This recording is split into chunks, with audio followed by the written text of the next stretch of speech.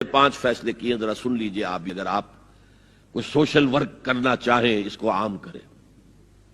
Number 1، نکاح مسجد میں۔ حدیث موجود ہے، ترمذی شریف کی روایت، اعلنوا ھذا النکاح واجعلوہ فی المساجد، نکاح کا اعلان عام کیا کرو، مسجدوں میں منعقد کیا کرو۔ میں حیران ہوتا ہوں کیوں نہیں علماء کرام نے اس کی طرف توجہ دلائی۔ حدیث ہے، ہاں میں مانتا ہوں ان کا کہنا یہ ہے کہ یہ یہاں جو امر ہے کہ مسجد میں منعقد کرو، یہ امر وجوب کے لیے نہیں ہے، استحباب کے لیے، مستحب ہے یہ کہ مسجد میں۔ تو بھائی مستحب کیوں چھوڑ رہے ہو تم؟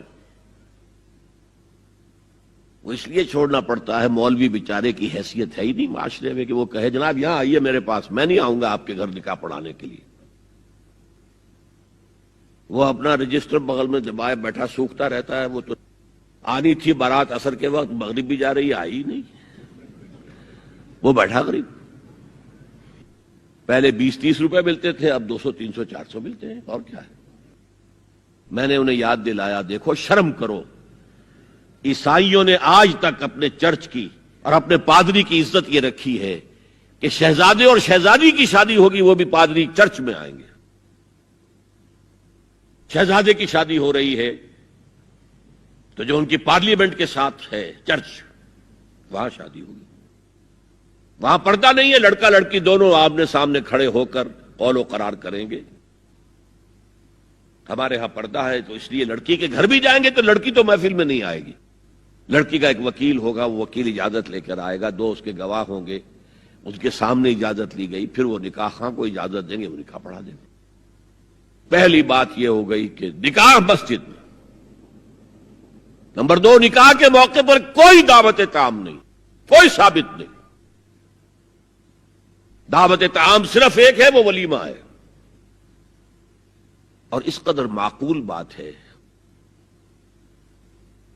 سب باپ اپنے سینوں پر ہاتھ رکھ کر سوچیں اور میری بات سنیں، کیا بیٹی کو گھر سے رخصت کرنے کا وقت جو ہے وہ خوشی کا وقت ہوتا ہے؟ جب بیٹی گھر سے جا رہی ہو، کوئی جانور بھی آپ قربانی کے لیے، کوئی مینڈھا کو بکرا لے آئیں 8-10 دن پہلے اور بچے مانوس ہو جائیں تو وہ جب آپ ذبح کرتے ہیں تو پچھاڑے کھاتے ہیں کہ نہیں بچے؟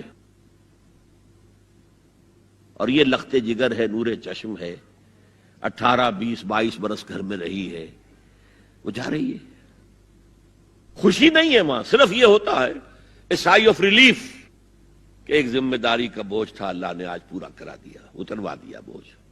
پھر بھی اندیشہ ہوتا ہے، پتہ نہیں مزاج ملے نہ ملے، نئے ماحول میں جا رہی ہے، وہاں جا کر ایڈجسٹ ہو یا نہ ہو، اندیشے پھر بھی ہوتے ہیں ذہن کے اندر۔ تو ان سے مرغ پلاؤ کھانا اور متنجن کھانا کوئی معقول بات نہیں ہے۔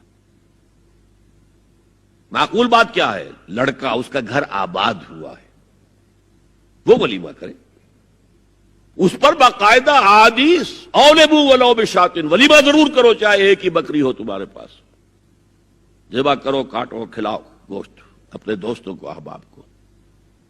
یہاں تک کہا کہ بئس طعام طعام الولیمہ، برا کھانا ہے ولیمے کا کہ اس میں غریبوں کو نہیں بلایا جاتا۔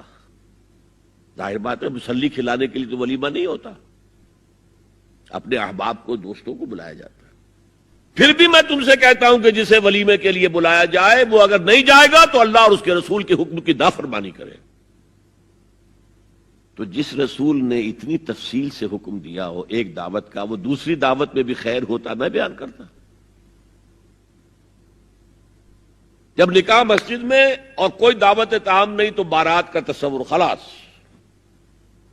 بارات کس بلا کا نام ہے؟ قرآن میں تو کوئی ذکر ہی نہیں، عربی میں یہ لفظ ہی نہیں۔ اجتماع طرفین مسجد میں ہوا، نکاح ہوا، لڑکی کو، حضرت فاطمہ کو رضی اللہ تعالی عنہا، کچھ خواتین جا کر چھوڑ آئی تھی اس حجرے میں جو ایک انصاری صحابی نے حضرت علی کو دیا تھا، ان کا تو کوئی گھر بھی نہیں تھا۔ کوئی حضرت علی آئے ہوں اور آ کر وداع کرا کے لے کے گئے ہوں، کچھ بھی نہیں۔ چوتھی چیز، جہیز کا کوئی تصور اسلام میں نہیں۔ اسلام میں تو لڑکی وارث ہے، والد فوت ہوں گے وراثت تقسیم ہوگی، والدہ فوت ہوں گی کوئی ان کی ہے ملکیت وہ تقسیم ہوگی۔ شادی کے موقع پر کوئی جہیز اسلام میں نہیں ہے، قطعاً نہیں۔ غلطی سے حضرت فاطمہ کے جہیز کو جہیز کہہ دیا گیا۔ وہ جہیز کیا تھا؟ ایک پیسہ بھی حضور کے اپنی جیب سے نہیں تھا۔ اس شادی میں خاص بات کیا تھی کہ دولہا کے ولی بھی حضور ہی ہے، اور کون ہے؟ علی کا کون تھا مدینے میں؟ اور دلہن کے والد بھی حضور ہے۔ اب حضور پوچھتے ہیں حضرت علی سے، تمہارے پاس مہر دینے کے لیے کچھ ہے؟ عرض کیا میرے پاس تو کچھ نہیں ہے۔ وہ فقراء صحابہ میں سے تھے۔ فرمایا مہر تو دینا ہے، تمہارے پاس ایک زرہ ہوتی تھی؟ جی ہاں زرہ تو ہے۔ انہوں نے یہ سمجھا زرہ تو جہاد کے لیے ہے، کوئی وہ دولت تو نہیں ہے۔ فرمایا جاؤ اسے بیچو یا گروی رکھ کے قرض لے کر آؤ۔ وہ گئے، حضرت عثمان نے خرید لی، اور کچھ دنوں کے بعد واپس کر دی ہدیتاً، یہ زرہ میں ہدیہ آپ کو کر رہا ہوں۔